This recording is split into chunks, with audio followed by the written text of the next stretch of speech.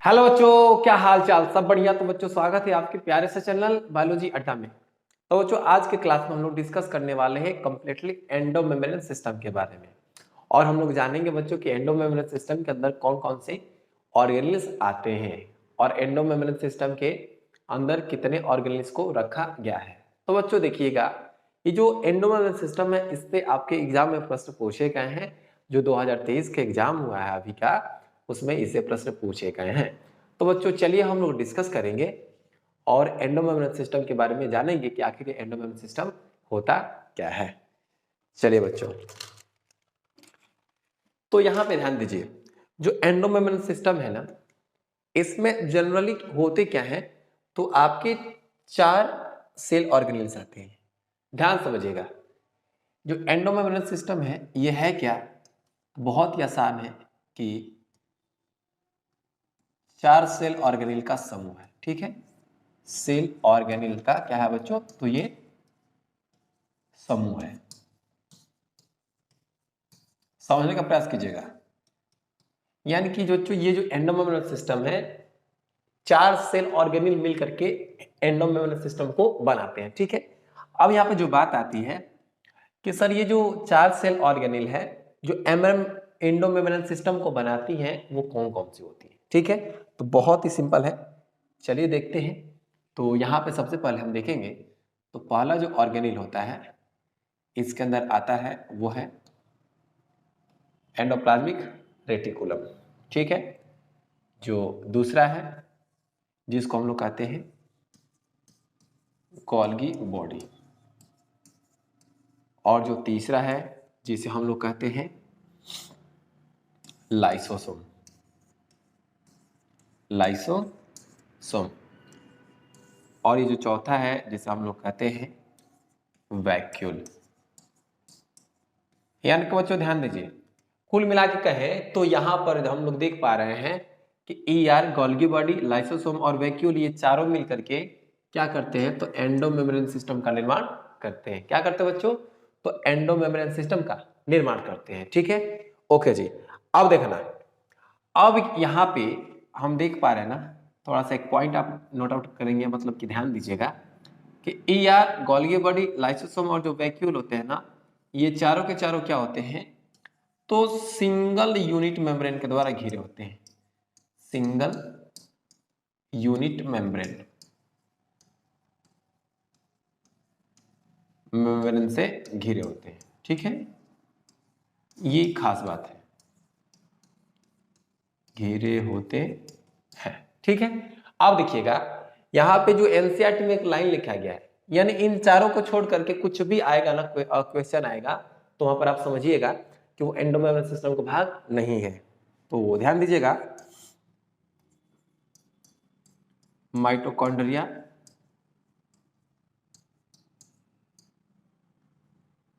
ठीक है, ये प्लास्टिड या क्लोरोप्लास्ट, प्लास्टिड है, क्लोरोप्लास्ट। ठीक है, फिर है पेरोक्सिसोम्स,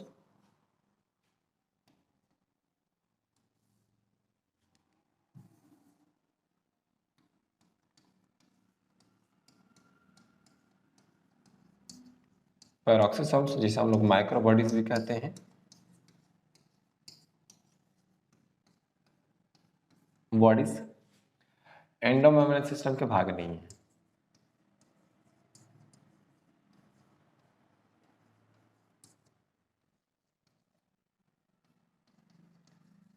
सिस्टम के पार्ट्स नहीं है। ठीक है जी, याद रखिएगा कि जो माइटोकॉन्ड्रिया है, क्लोरोप्लास्ट है, पेरोक्सिसोम्स है, ये एंडो मेम्ब्रेन सिस्टम के भाग नहीं होते हैं। ठीक है, अब यहाँ पे एक और जो सबसे महत्वपूर्ण बात है कि देखिएगा, एंडो मेम्ब्रेन के सभी ऑर्गेनेल्स, एंडो मेम्ब्रेन के सभी ऑर्गेनेल्स मिलकर कार्य करते हैं। कार्य करते हैं।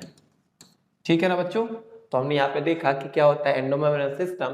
तो endomembrane system is a group of 4 cell organelles, endoplasmic reticulum, Golgi body, lysosome और वैक्यूल। अब ये जो होते हैं चारों के चारों सिंगल यूनिट मेम्ब्रेन के द्वारा घिरे होते हैं। और जो एंडोमेम्ब्रेन है, एंडोमेम्ब्रेन क्या बच्चों सिस्टम है, एंडोमेम्ब्रेन सिस्टम है, उसके जितने भी ऑर्गेनेल्स हैं वो क्या करते हैं, मिलकर के कार्य करते हैं। जैसे कि देख पा रहे हैं कि ईआर मान लेते हैं लिपिड बनाएगा, गोल्गी बॉडी उसको पैकिंग करने का काम करेगा, और गोल्गी बॉडी के द्वारा जो एंजाइम बनेगा वो लाइसोसोम के अंदर पैक किया जाएगा, और जो अपशिष्ट पदार्थ होंगे उसको वैक्यूल में पैक कर लिया जाएगा। यानी कि आप देख पा रहे हैं कि यहाँ पे ये जो चारों ऑर्गेनेल्स हैं ये क्या करते हैं बच्चों, तो ये चारों ऑर्गेनेल्स मिल करके कार्य को करते हैं, यानी कि एक कोऑर्डिनेटेड रूप में चारों ऑर्गेनेल्स कार्य को करते हैं। ठीक है बच्चों। अब देखिएगा, अब यहाँ पर जो सबसे खास बात है कि अब हम लोग डिस्कस करेंगे एंडोमेम्ब्रेन सिस्टम के एक एक हिस्से को, यानी कि चारों हिस्सों को हम लोग एक एक करके डिस्कस करेंगे। तो बच्चों चलिए हम लोग देखते हैं, आप इसे नोट डाउन कर लेंगे। अब यहाँ पे बात रहा एंडोमेम्ब्रेन सिस्टम के फर्स्ट मेंबर यानी कि एंडोप्लाज्मिक रेटिकुलम का। किसका बच्चों, एंडोप्लाज्मिक रेटिकुलम का। यानी कि अब ये पूछा जा रहा है कि एंडोप्लाज्मिक रेटिकुलम होते क्या हैं। तो बच्चों ध्यान दीजिएगा, आप समझिए यहां पे क्या है,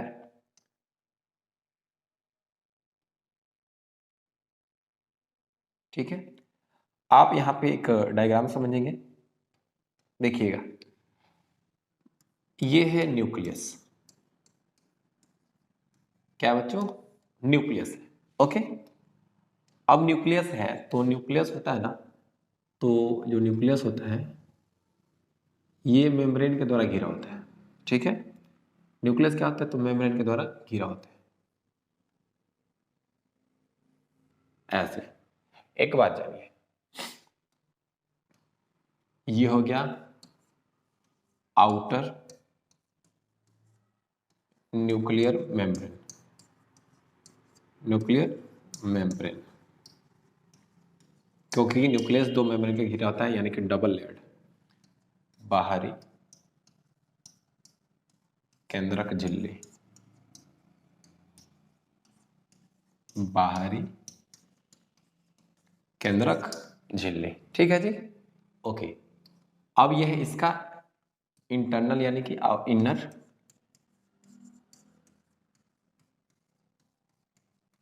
न्यूक्लियर मेम्ब्रेन, न्यूक्लियर मेम्ब्रेन है। ठीक है बच्चों, ओके। जिसको हम बोल सकते हैं आंतरिक केंद्रक झिल्ली, आंतरिक केंद्रक झिल्ली। ओके जी, चलिए आंतरिक केंद्रक झिल्ली हो गई। अब यहां पे आप देखिएगा ना, तो आपको ऐसे फ्लैट फ्लैट संरचनाएं दिखेंगी, देखिएगा।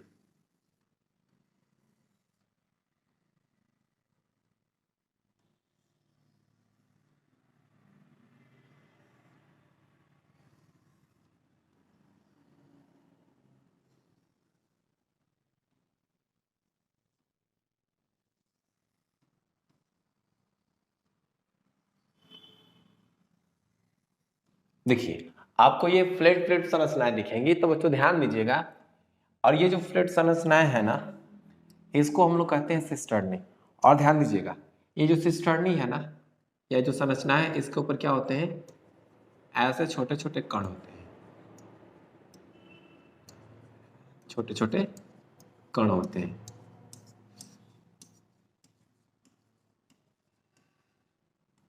इस पर भी रहता है,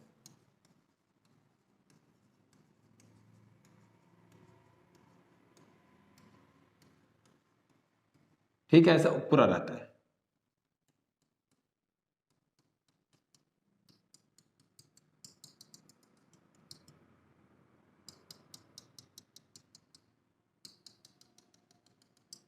ठीक है बच्चों, तो यहां पर ये जो संरचनाएं है ना, इसे हम कहते क्या है, तो देखिएगा ये जो संरचनाएं हैं यहाँ से यहाँ तक जो दिख रही है इसको हम लोग कहते हैं सिस्टर्नी। क्या कहते हैं बच्चों? सिस्टर्नी कहते हैं। ठीक है, ओके। अब देखिएगा, अब यह एक यहाँ पे संरचना होती है,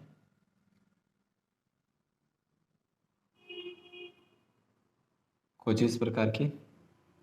ठीक है, इसको हम कहते हैं ट्यूब्यूल्स। क्या कहते हैं बच्चों? ट्यूब्यूल्स कहते हैं। और कुछ संरचनाएं होती हैं जो ऐसे गोल गोल होती हैं। ठीक है, ऐसे गोल गोल होती हैं, इनको हम लोग कहते हैं वेसिकल्स। अब यहाँ पे एक बात ध्यान दीजिएगा, हमने यहाँ पर जो कंप्लीट जो स्ट्रक्चर बनाया है ये एंडोप्लाज्मिक रेटिकुलम का है। ठीक है, किसका है बच्चों? एंडोप्लाज्मिक रेटिकुलम का है। अब समझिए, अब यहाँ पर ये जो लाल लाल आपको डॉट दिख रहा है ना, लाल लाल ये जो डॉट दिख रहे हैं ये है राइबोसोम। क्या है बच्चों? ये है राइबोसोम। और ध्यान दीजिएगा, जो एंडोप्लाज्मिक रेटिकुलम होता है यूकेरियोटिक सेल में पाया जाता है, तो ये कौन सा राइबोसोम है? तो ये है एटीएस राइबोसोम। ठीक है, चलिए जी, तो यहाँ पे हम लोग को एंडोप्लाज्मिक रेटिकुलम के बारे में जानना है। तो यहाँ पे देखिए, रेटिकुलम का मतलब क्या होता है? नेटवर्क। क्या था बच्चों? नेटवर्क होता है। और एंडोप्लाज्मिक का मतलब कोशिका के अंदर, कोशिका के जो साइटोप्लाज्म है ना, उसके अंदर एक नेटवर्क जैसी संरचना होती है, उसी को हम लोग क्या कहते हैं? एंडोप्लाज्मिक रेटिकुलम कहते हैं। तो सिंपल से क्या कर सकते हैं, यह सेल के अंदर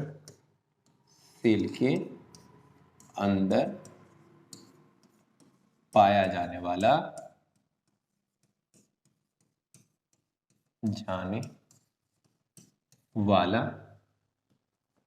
जाल के जैसी संरचना होती है, जाल की जैसी संरचना होती है। तो बच्चों यहाँ पे हम देख पा रहे हैं कि क्या है, तो सेल के अंदर पाया जाने वाला जाल की जैसी संरचना होती है। बहुत बहुत ही सिंपल है। और हाँ जी बच्चों, ये जो एंडोप्लाज्मिक रेटिकुलम होता है ना, क्या होता है, तो ये बहुत ही कॉम्प्लेक्स संरचना होती है जिसमें आपकी 3 एलिमेंट्स आ रहे हैं। कौन कौन से? एक आ रहा है सिस्टर्नी, एक आ रहा है ट्यूब्यूल और एक आ रहा है वेसिकल्स। इसको हम लोग देखेंगे। ठीक है, अब यहाँ पे ध्यान दीजिएगा, अगर हम बात करेंगे एंडोप्लाज्मिक रेटिकुलम के खोज की, एंडोप्लाज्मिक रेटिकुलम के खोज की, तो बच्चों ध्यान दीजिएगा, जो एंडोप्लाज्मिक रेटिकुलम है ना, इसका जो खोज हुआ था वो किसने किया था? तो के आर पोर्टर ने किया था। किसने किया था बच्चों? के आर पोर्टर ने किया था। बहुत ही सिंपल सी बात है, ध्यान दीजिएगा। ई आर का खोज, ई आर का खोज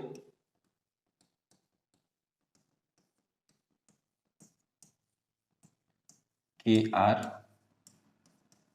पोर्टर ने किया था, के आर पोर्टर ने किया था। और जो सबसे महत्वपूर्ण बात है, देखिएगा, एक साइंटिस्ट हैं जिनका नाम है गार्नियर। क्या नाम है बच्चों? गार्नियर। तो गार्नियर ने क्या किया था? तो इसे एर्गोस्टोप्लाज्म कहा था।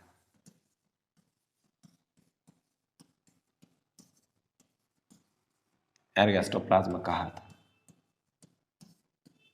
ओके, तो ये था कुछ डिस्कवरी की ईयर का खोज किसने किया था। ओके, तो केआर पोर्टर ने किया था और इसे गार्नियर ने क्या कहा था? तो एर्गोस्टोप्लाज्म कहा था। अब बच्चों ध्यान दीजिए, अब यहाँ पे हम अगर बात करते हैं एंडोप्लाज्मिक रेटिकुलम के अल्ट्रा स्ट्रक्चर की, यानी कि ये जो एंडोप्लाज्मिक रेटिकुलम होता है उसमें कौन कौन सी संरचनाएं पाई जाती हैं। तो बच्चों इसमें जो संरचनाएं पाई जाती हैं वो होती है, एक तो होता है सिस्टर्नी, दूसरा होता है ट्यूब्यूल, और जो तीसरा होता है जिसे हम लोग कहते हैं वेसिकल्स। यानी कि मुख्य रूप से अगर हम कहें बच्चों, तो जो एंडोप्लाज्मिक रेटिकुलम होता है ना, उसमें 3 संरचनाएं पाई जाती हैं, सिस्टर्नी, ट्यूब्यूल और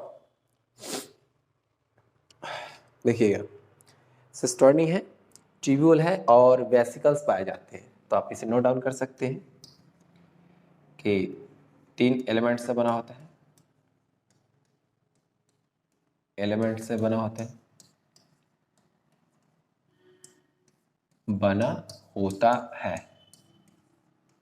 ठीक है जी। कौन है? जो 1 नंबर है, जिसे हम लोग बोल सकते हैं बच्चों सिस्टर्नी। ओके। जो दूसरा है जिसे हम लोग कहते हैं ट्यूब्यूल्स। ठीक है। जो तीसरा है जिसको हम लोग कहते हैं वेसिकल्स। ठीक है। ओके। तो बच्चों क्या करेंगे, आप इसे क्या कर सकते हैं, तो नोट डाउन कर सकते हैं, आप इसे स्क्रीनशॉट ले लीजिए। ठीक है। अब यहाँ पे देखिएगा, ये जो हमने डायग्राम बनाया है ये सिंपल एंडोप्लाज्मिक रेटिकुलम का डायग्राम है। हम एनसीईआरटी का भी डायग्राम देखेंगे। ठीक है। चलिए आप इसे स्क्रीनशॉट ले लीजिए।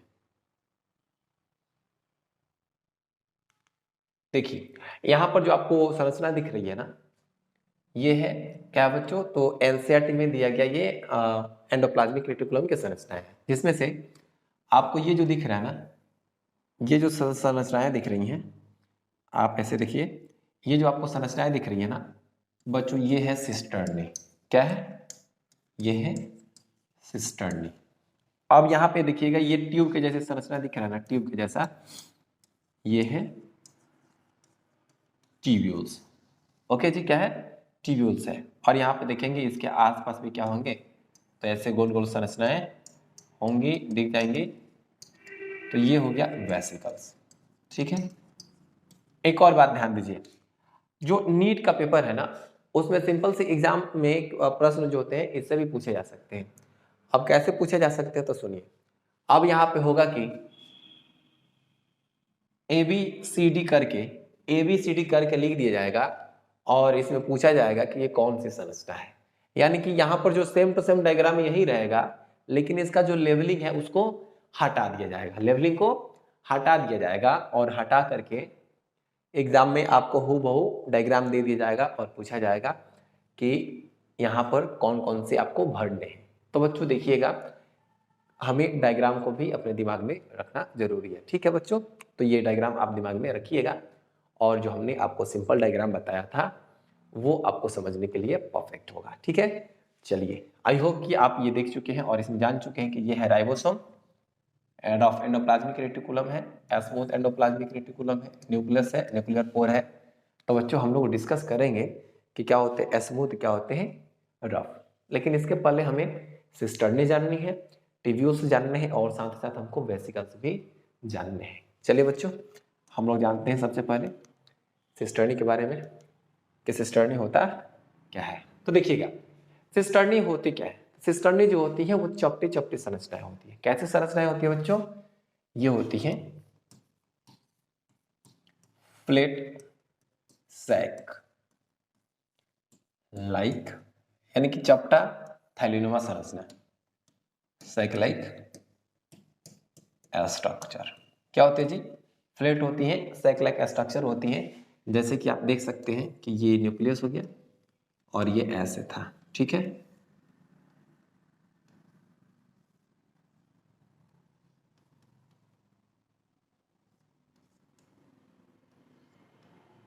ओके,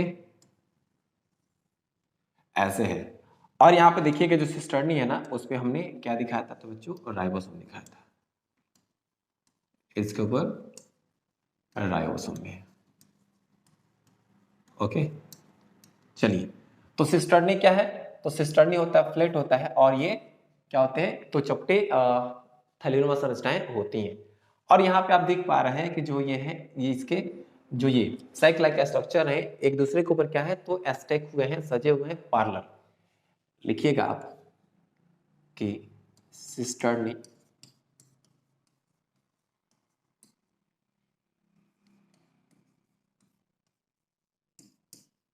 एक दूसरे से, देखिएगा इंटरकनेक्टेड मतलब जुड़े होते हैं, एक दूसरे से इंटर कनेक्टेड होते हैं। क्या होता है बच्चों? इंटरकनेक्टेड होते हैं। ठीक है। आप जैसे कि डायग्राम में देख पा रहे हैं कि क्या है, ये वाला सिस्टर्नी, ये वाला सिस्टर्नी, मतलब ये क्या है, तो ये इंटरकनेक्टेड है। ओके जी, अब देखिएगा, अब जो सिस्टर्नी है वो क्या होते हैं? सिस्टर्नी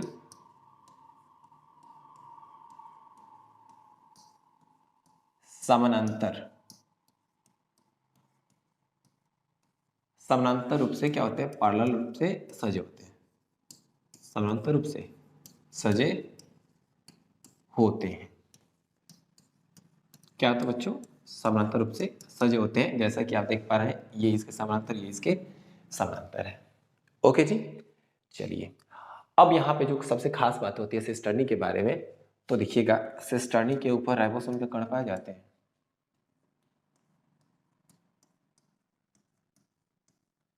सिस्टर्नी के सतह पर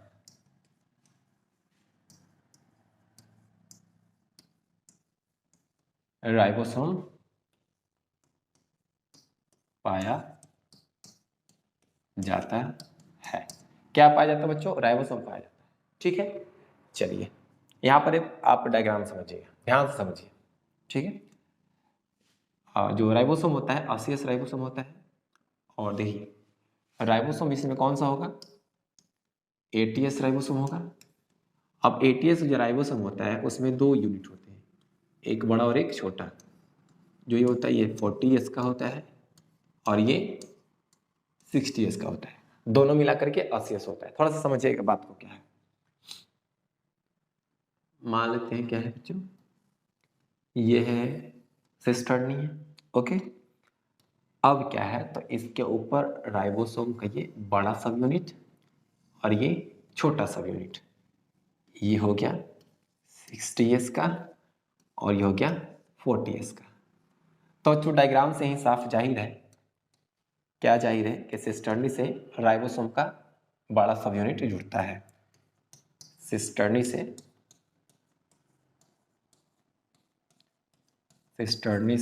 राइबोसोम का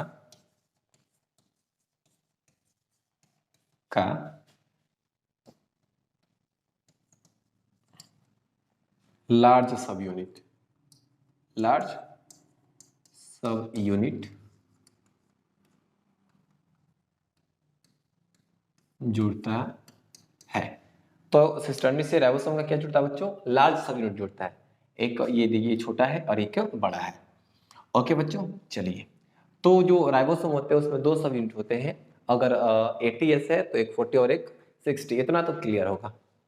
अब यहाँ पे एक बात आती है जो कि बहुत ही खास है कि ये जो राइबोसोम है, ध्यान दीजिएगा, ये राइबोसोम है वो सिस्टर्नी के दीवार से किस प्रोटीन के द्वारा जुड़े होते हैं, या किस संरचना या किस बोले तो पदार्थ के द्वारा जुड़े रहते हैं। कुछ तो प्रोटीन जरूर होगा जो कि एक दूसरे को जोड़ रहा है। तो बच्चों समझिएगा,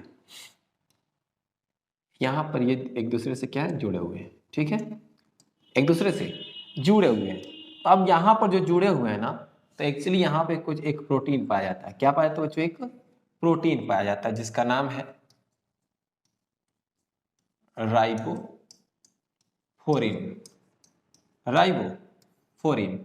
मतलब कि जो लार्जर सब यूनिट है वो क्या है बच्चों? तो वो ये सिस्टर्नी के दीवार से राइबोफोरिन नामक प्रोटीन से जुड़े होते हैं। ठीक है, नोट डाउन कर सकते हैं।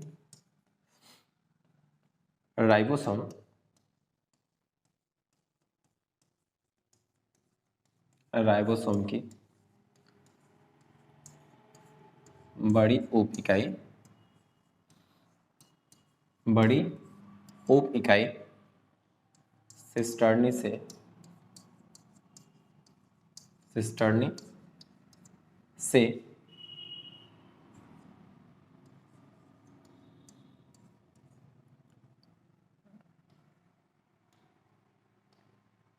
राइबोफोरिन नामक प्रोटीन से जुड़ा होता है।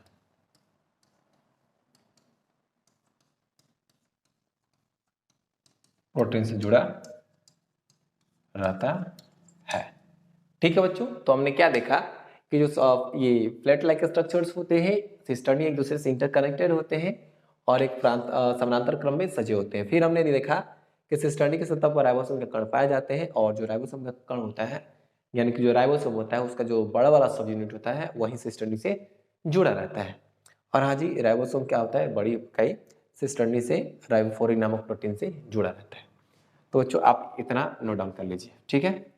चलिए, यहाँ तक क्लियर है?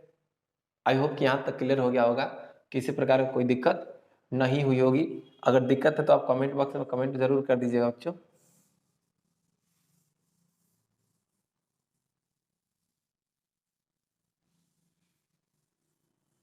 अब देखिए एक बात समझिए यहाँ पर, ठीक है। अब बात क्या है, तो हमने एक्चुअली बताया है कि जो राइबोसोम का जो बड़ा सब यूनिट है वो राइबोफ्लोरिन नामक प्रोटीन से जुड़ा होता है। इस डायग्राम को हम यहाँ पे बताते हैं, ठीक है। पूरा क्लियर आप समझिए क्या मसला है यहाँ पे। तो यहाँ पर देखिएगा, ये हो गया, ये हो गया सिस्टर्नी, ठीक है।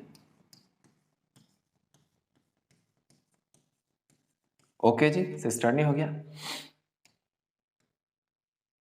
ये बना बड़ा सब यूनिट, ये बना छोटा सब यूनिट।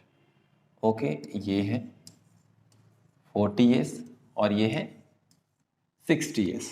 ओके, और हाँ, ये किस प्रोटीन से जुड़े हुए हैं, तो ये जुड़े हुए हैं राइबोफ्लोरिन प्रोटीन से, ऑलरेडी हमने बताया है। और एक बात ध्यान दीजिएगा बच्चों कि जो ये सिस्टर्नी होता है उसमें जो राइबोफ्लोरिन प्रोटीन होता है ये क्या होता है, दो प्रकार का होता है। कितने प्रकार का होता है बच्चों? दो प्रकार का होता है। एक को बोलते हैं राइबोफ्लोरिन 1 और एक को बोलते हैं राइबोफ्लोरिन 2, यानी कि 1 और 2, जिसे हम SRA और SRB भी कहते हैं। तो राइबोफ्लोरिन कितने प्रकार के? दो प्रकार के, राइबोफ्लोरिन 1, राइबोफ्लोरिन 2, जिसे हम लोग SRA और SRB कहते हैं, ठीक है। यानी कि इसको हम लोग सीक्वेंस रिकॉग्निशन साइट कहते हैं। तो चलिए समझिए, तो ये क्या है, ये लार्ज सब यूनिट है। लार्ज सब यूनिट यानी कि इसकी बड़ी उप इकाई है। क्या बच्चों? बड़ी उप इकाई है। और ये क्या है, तो छोटी उप इकाई है, जिसको हम लोग स्मॉल सब यूनिट कहते हैं। छोटी उप इकाई है, ओके, यानी कि स्मॉल सब यूनिट है। ओके, अब देखिए बच्चों क्या हो रहा है, ये बड़ी उप इकाई है और ये छोटी उप इकाई है। अब यहाँ पे बनता है प्रोटीन। क्या बनता है बच्चों? प्रोटीन बनता है। तो सुनिएगा, यहाँ पे क्या होते हैं, तो ये एक्चुअली ये है mRNA। क्या है? mRNA। इसने बनाया पॉलीपेप्टाइड, यानी कि प्रोटीन चैन बना रहा है। क्या बना रहा है बच्चों? प्रोटीन चैन बना रहा है। अब जो प्रोटीन चैन है वो क्या होगा, तो प्रोटीन का जो चैन है वो आएगा कहाँ, तो ये सिस्टर्नी के अंदर आएगा। इसलिए देखिएगा यहाँ पे एक क्या होता है बच्चों, तो एक चैनल होता है, एक्वस चैनल होता है। यहाँ पे देखिएगा, यहाँ पे क्या है, ये तो ये गेटेड एक्वस गेट है। क्या है बच्चों? तो ये एक्वस एक गेट है जिसके द्वारा होता यही है कि ये जो राइबोसोम के अंदर प्रोटीन का निर्माण होता है वह प्रोटीन क्या होता है, तो इसी गेट के रास्ते ये सिस्टर्नी के अंदर चला आता है। तो आप इसे नोट डाउन कर लेंगे कि क्या लिखिएगा, तो राइबोसोम के अंदर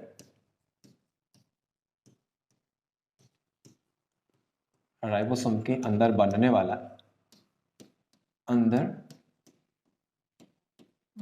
वाला पॉलीपेप्टाइड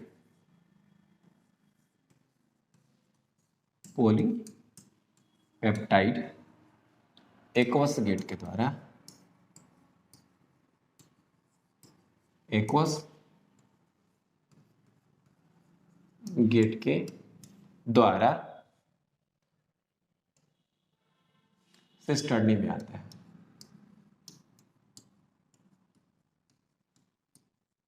सिस्टर्नी में आता है, ठीक बच्चों। तो यहाँ पे हमने देखा, ये सिस्टर्नी के बारे में डिस्कस किया कि सिस्टर्नी क्या होते हैं और सिस्टर्नी में कौन कौन से ये बातें होती हैं, ठीक है जी बच्चों।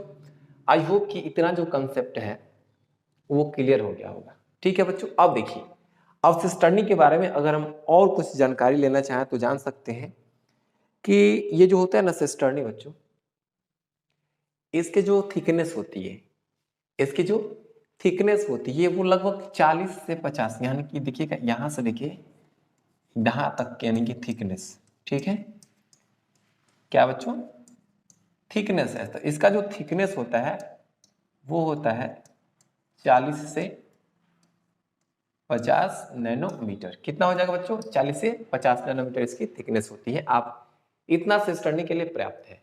ओके, अब हम डिस्कस करेंगे ट्यूब्यूल्स के बारे में, ठीक है बच्चों। और उसके पहले एक और बात बता दें कि आर ई आर सिस्टर्नी का बना होता है, सिस्टर्नी का बना होता है, बना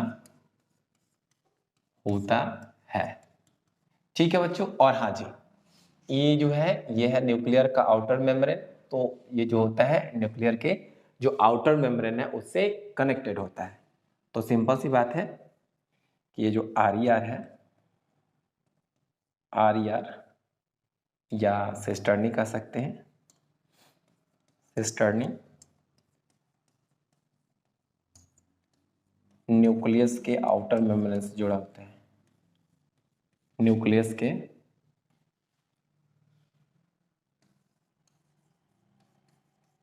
आउटर मेम्ब्रेन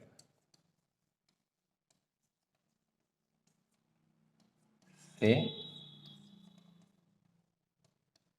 जुड़ा रहता है। ओके बच्चों, तो यहां तक ये क्लियर हो गया पूरी तरह सिस्टर्नी के बारे में। अब आप इसे स्क्रीनशॉट ले लीजिए, या फिर से हम आपको एक बात बता दें कि राइबोसोम के अंदर बनने वाला जो प्रोटीन होता है या पॉलीपेप्टाइड होता है वो इसी गेट के माध्यम से इसके अंदर आता है। और राइबोसोम का जो बड़ा सब यूनिट होता है वही जुड़ता है राइबोफ्लोरिन प्रोटीन के द्वारा। और ये दो प्रकार के होते हैं, राइबोफ्लोरिन 1 और राइबोफ्लोरिन 2, जिसे हम लोग क्रमशः SRA और SRB के नाम से जानते हैं। और सिस्टर्नी का मुख्य कार्य है सिंथेसिस एक्टिविटी, यानी कि जहां पर संश्लेषण की जो प्रक्रिया होती है उसमें भाग लेता है, ठीक है। तो इसका मेन कार्य क्या है, मेन कार्य है, मेन फंक्शन जो है वो क्या है बच्चों, तो इसका जो मेन फंक्शन है वो है synthesis activity,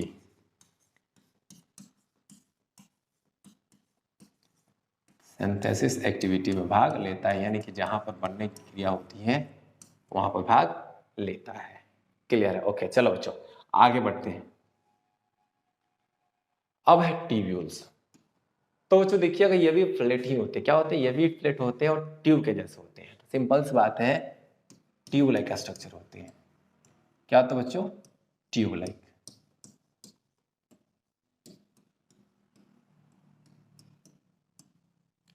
tube like structure होते हैं या ट्यूब के समान होते हैं। और जो सबसे खास बात होती है कि इसके ऊपर राइबोसोम नहीं पाया जाता है, राइबोसोम नहीं पाया जाता है, ठीक है बच्चों। जब राइबोसोम नहीं पाया जाता है तो किसका निर्माण करता है, ACR बनता है, ACR बनता है। यानी कि जो एस्मोथ एंडोप्लाज्मिक रेटिकुलम है वो किससे बनता है बच्चों, तो ट्यूब्यूल से ही बना होता है। अब यहाँ पे जो सबसे बात आती है, ठीक है, जो सबसे बात आती है महत्वपूर्ण की, ये जो ट्यूब्यूल्स होते हैं वो सिस्टर्नी से जुड़े हो सकते हैं। क्या होता है बच्चों, सिस्टर्नी से जुड़ा होता है, सिस्टर्नी से जुड़ा होता है, जुड़ा होता है, या वेसिकल से जुड़कर, वेसिकल से जुड़कर नेटवर्क लाइक स्ट्रक्चर बनाते हैं, नेटवर्क लाइक स्ट्रक्चर बनाते हैं, ठीक है। कैसा स्ट्रक्चर बनाते हैं जी, नेटवर्क लाइक स्ट्रक्चर बनाते हैं। तो ये है बच्चों ट्यूब्यूल्स की कुछ बातें। कि राइबोसोम नहीं पाया जाता है, एसीआर बनाता है और ये सिस्टर्नी से जुड़ा हो सकता है और ये नेटवर्क लाइक स्ट्रक्चर बनाता है। कब? जब ये वेसिकल से जुड़ जाता है। ठीक है बच्चों, चलिए अगर हम इसके डायमीटर की बात करेंगे तो बच्चों इसका जो डायमीटर होता है कुछ ज्यादा नहीं होता है, लेकिन सिस्टर्नी से ज्यादा होता है। इसका जो डायमीटर होता है बच्चों वो होता है, देखिएगा,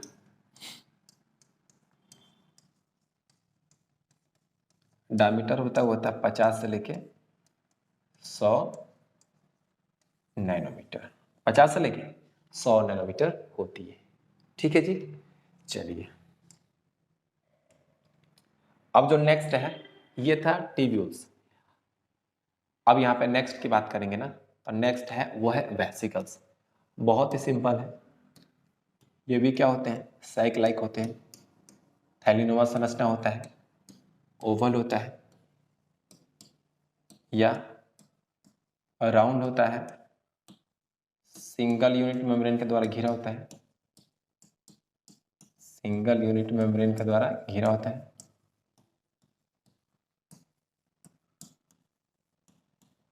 के द्वारा घिरा होता है। क्या होता है बच्चों? तो स्टैक लाइक होता है, ओवल शेप होता है या राउंड होता है या सिंगल यूनिट मेम्ब्रेन के द्वारा घिरा होता है। अब यहाँ पे जो सबसे बात आती है कि अगर हम इसके क्या करें, डायमीटर की बात करेंगे तो इसका जो डायमीटर होता है ना बच्चों वो होता है 25 से 50 नैनोमीटर। 25 से 50 नैनोमीटर तक हो सकता है। ठीक है, तो डायमीटर की बात कर लेंगे। इसका डायमीटर होता है 25 से 50 नैनोमीटर। तो बच्चों हमने सिस्टर्नी को देख लिया, फिर टिब्यूल्स को देख लिया और फिर हमने वेसिकल्स को भी देख लिया। ठीक है, यहाँ पे कुछ खास पॉइंट्स हैं जिसको आप नोट डाउन कर सकते हैं, देखिएगा। और वो बातें हैं सिस्टर्नी और टिब्यूल्स के बारे में। ठीक है, देखिए सिस्टर्नी होता है ना, ये अनब्रांच्ड होता है। क्या होता है बच्चों? अनब्रांच्ड मतलब कि इसमें शाखाएं नहीं होती है, यानी कि ये अशाखित होता है, अशाखित होता है। और टिब्यूल्स क्या होते हैं? ये ब्रांच्ड भी हो सकते हैं, ठीक है, या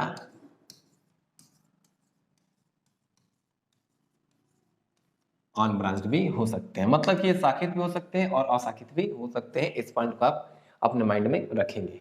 तो बच्चों हमने यहाँ पे देखा ना कि एक जो एंडोप्लाज्मिक रेटिकुलम है उसका जो अल्ट्रा स्ट्रक्चर है बच्चों, तो उसमें 3 संरचनाएं थी।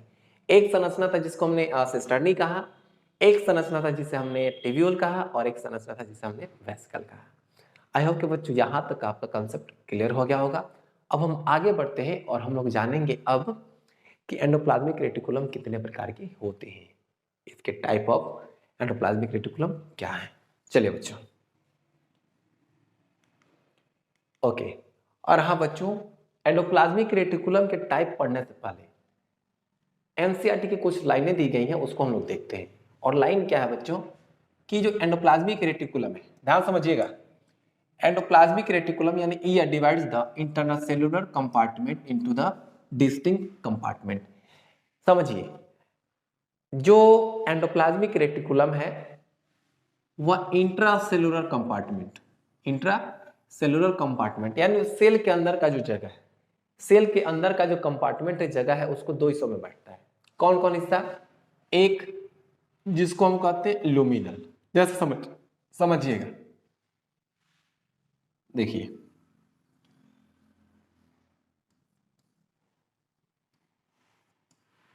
ये मान, ये क्या है? ईयर है। क्या बच्चों? ये ईयर है। ओके, अब ये जो अंदर है ये लुमेन है। क्या है? लुमेन है।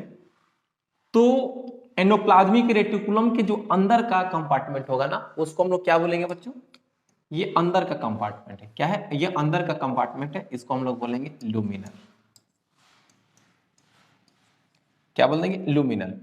और इसके बाहर के कंपार्टमेंट को बोल देंगे एक्स्ट्रा लुमिनल, एक्स्ट्रा लुमिनल।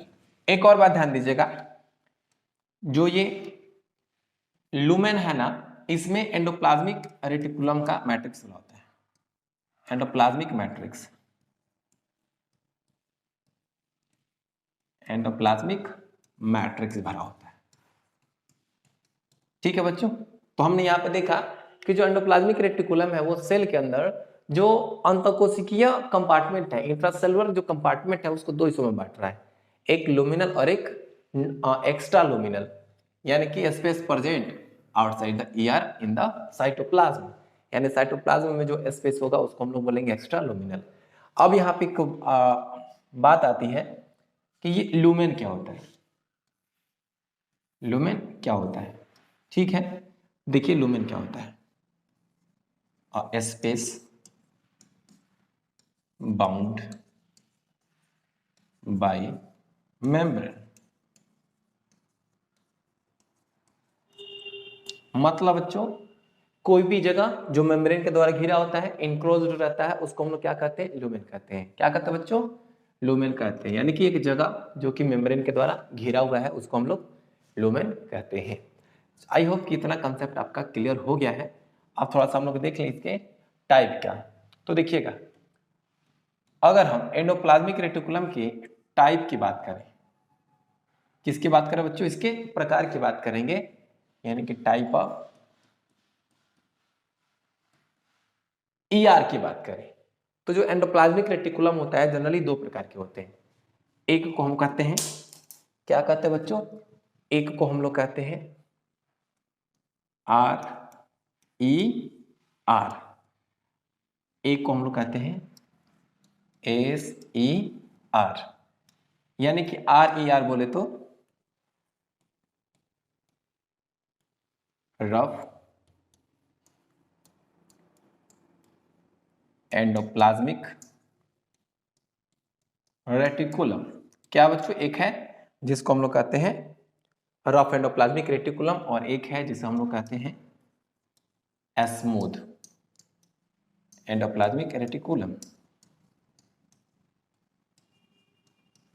Endoplasmic reticulum. ठीक है बच्चों, ओके जी। अब देखिएगा, जो रफ एंडोप्लाज्मिक रेटिकुलम है इसको हम लोग कहते हैं क्या है, इसको हम लोग कहते हैं खुरदरी अंत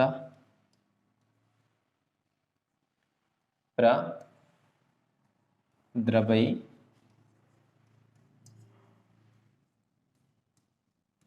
जालिका। क्या कहते हैं बच्चों, खुरदरी अंत प्रद्रवयी जालिका कहते हैं। इसको हम कहते हैं चिकनी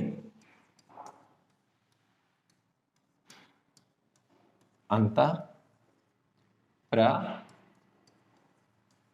प्रद्रवयी जालिका। क्या बोलेंगे, एक को बोलेंगे खुरदरी और एक को बोलेंगे चिकनी। तो बच्चों चलिए अब हम लोग बारी बारी से करके, पहले हम आर ई आर को डिस्कस कर ले, फिर हम लोग ये एस सी आर को डिस्कस कर लेंगे। ठीक है बच्चों, चलो ओके।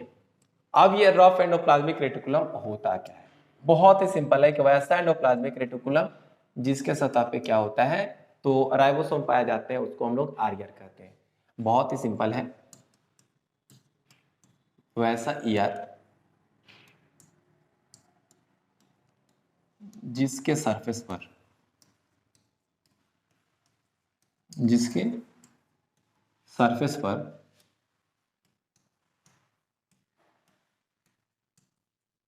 राइबोसोम पाया जाता है,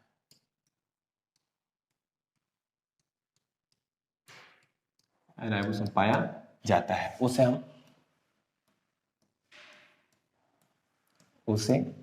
हम आर ई आर कहते हैं। क्या कहते हैं बच्चों, आर ई आर कहते हैं। ठीक है, और यहां पर देखिएगा, ये जो आर ई आर है जिसको हम लोग कहते हैं रफ एंडोप्लाज्मिक रेटिकुलम, तो इसमें क्या पाया जाता है बच्चों, सिस्टर्नी पाया जाता है, सिस्टर्नी पाया जाता है। ओके जी, हाँ। अब जो सबसे महत्वपूर्ण बात है आर ई आर का, तो बच्चों देखिएगा, जो आर ई आर होता है ना, ये प्रोटीन सिंथेसिस में भाग लेता है। अब क्यों भाग लेता है, क्योंकि इसके सतह पे राइबोसोम पाए जाते हैं। तो सिंपल सी बात है, यह प्रोटीन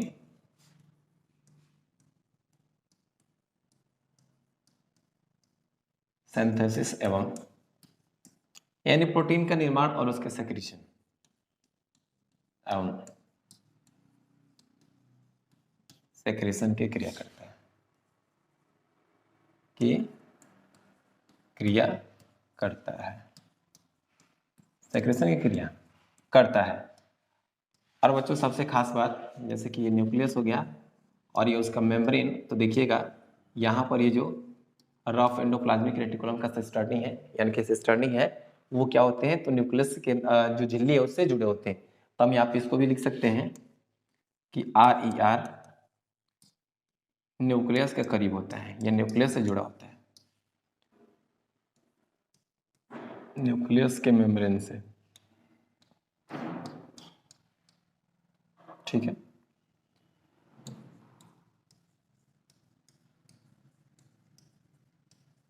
न्यूक्लियस के मेम्ब्रेन से अटैच रहता है,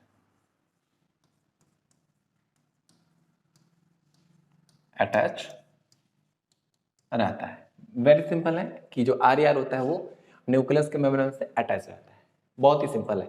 अब यहाँ पे एक बात देखो कि जो रफ एंडोप्लाज्मिक रेटिकुलम है, इसके कार्य को तो हम बता ही चुके हैं कि ये प्रोटीन सिंथेसिस और सेक्रेशन की क्रिया करता है, ओके। और जो RER होता है वो न्यूक्लियस के मेम्ब्रेन से जुड़ा रहता है, बहुत ही सिंपल सी बात है, क्लियर है, ओके।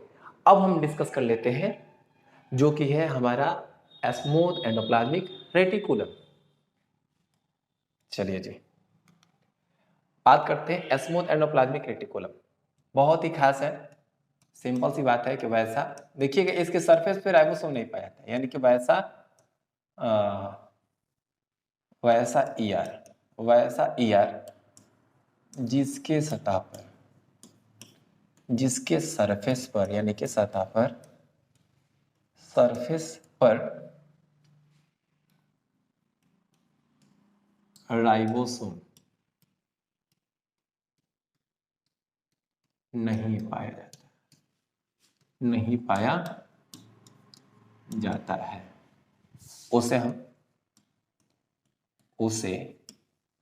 हम SER स्मूथ एंडोप्लाज्मिक रेटिकुलम कहते हैं। क्या बोलेंगे बच्चों, उसे हम लोग बोलेंगे SER smooth endoplasmic reticulum. Very very simple है। तो बच्चों ये जो कंसेप्ट है, इससे आपके एग्जाम में प्रश्न जरूर पूछे जाते हैं, और यहाँ पर इतना जो आसान कंसेप्ट है शायद ही कोई आपको समझा पाए। हम यहाँ पे नहीं कह रहे कि कोई नहीं समझाएगा, शायद ही बोलना है कि इतना आसान शब्दों में आपको यहाँ पर हम कंसेप्ट दे रहे हैं, तो बच्चों ताकि आपका जो कंसेप्ट है पूरी तरह क्लियर हो जाए, किसी प्रकार की कोई डाउट रहे ही नहीं। सिंपल सी बात है, जिसके सतह पर राइबोसोम नहीं पाया जाएगा उसको हम क्या बोलेंगे, स्मूथ एंडोप्लाज्मिक रेटिकुलम कहेंगे। और बच्चों इसमें क्या पाया जाता है, तो इसमें पाया जाता है ट्यूब्यूल्स। क्या पाया जाता है बच्चों, ट्यूब्यूल्स पाया जाता है, ओके जी। क्या पाया जाता है, ट्यूब्यूल्स पाया जाता है। अब जो इसका मेजर फंक्शन है, तो इसका जो मेजर फंक्शन है, यानी कि जो इसका मुख्य क्रिया है वो क्या है, तो लिपिड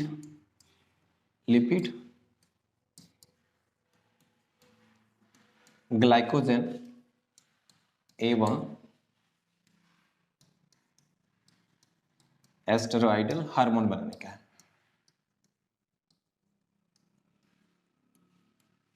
हार्मोन के निर्माण करना, ठीक है। यानी इसका जो मेजर फंक्शन है, जो स्मूथ एंडोप्लाज्मिक रेटिकुलम है, याद रखिएगा इससे क्वेश्चन आपके एग्जाम में बन जाएंगे कि लिपिड ग्लाइकोजन और ये एस्टेरॉयडल हार्मोन के निर्माण में मतलब महत्वपूर्ण भूमिका निभाता है, यानी कि निर्माण करता है। तो बच्चों ये था स्मूथ एंडोप्लाज्मिक रेटिकुलम। तो बच्चों इस अभी तक हमने क्या देखा है कि एंडोप्लाज्मिक रेटिकुलम किसका बना होता है, एंडोमेम्ब्रेन सिस्टम में कौन कौन से हिस्से होते हैं, एंडोमेम्ब्रेन सिस्टम के बाहर कौन सा संरचनाएं पाई जाती हैं, और फिर यहाँ पे हमने RER SER को डिस्कस किया। अब हम लोग इसका कंबाइन यानी कि इसके हम लोग फंक्शन की बात करते हैं। बहुत ही सिंपल है, function of endoplasmic reticulum, function of endoplasmic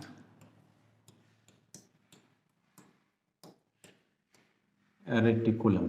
function of endoplasmic reticulum यानी कि अंतःप्रद्रवी जालिका के कार्य।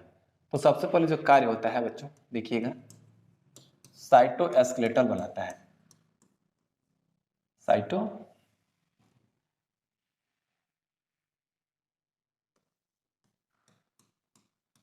साइटोएस्केलेटल यानी कि कोशिका कंकाल, कोशिका कंकाल बनाता है, ठीक है। और जो नेक्स्ट बात है कि जो ये क्या होता है, एंडोप्लाज्मिक रेटिकुलम है, सेल के शेप को मेंटेन रखता है।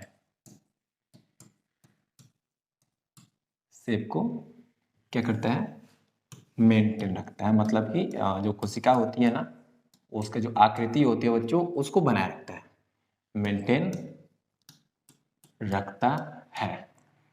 ओके जी। और जो तीसरा बात है ना एंडोप्लाज्मिक रेटिकुलम का, तो ये अंतःकोशिकीय परिवहन, अंतःकोशिकीय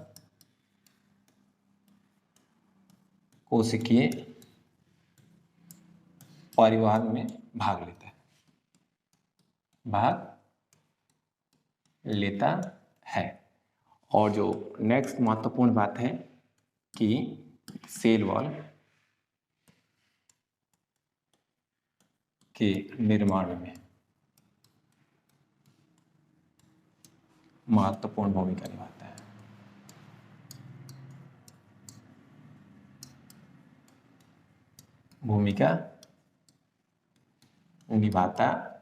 है। और जो सबसे महत्वपूर्ण बात है, सेल के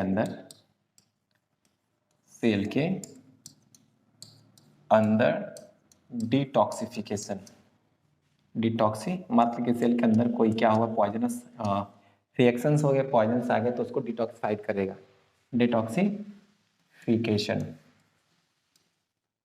सेल के अंदर डिटॉक्सिफिकेशन की क्रिया करता है।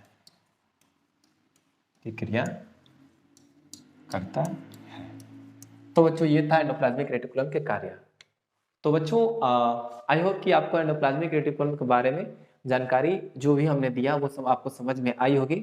तो बच्चों ध्यान दीजिएगा, यहाँ पर हमने एंडोमेम्ब्रेन सिस्टम के एक हिस्से को डिस्कस किया है। नेक्स्ट वीडियो में हम एंडोमेम्ब्रेन सिस्टम के दूसरे हिस्से को डिस्कस करेंगे जो कि होगा गोल्गी बॉडी। तो बच्चों ऐसे ही पढ़ते रहिए, और वीडियो अच्छा लगे तो इसको शेयर, और चैनल पर नए तो सब्सक्राइब जरूर कर दीजिएगा। मिलता हूँ नेक्स्ट वीडियो में, तब तक के लिए all the very best of luck.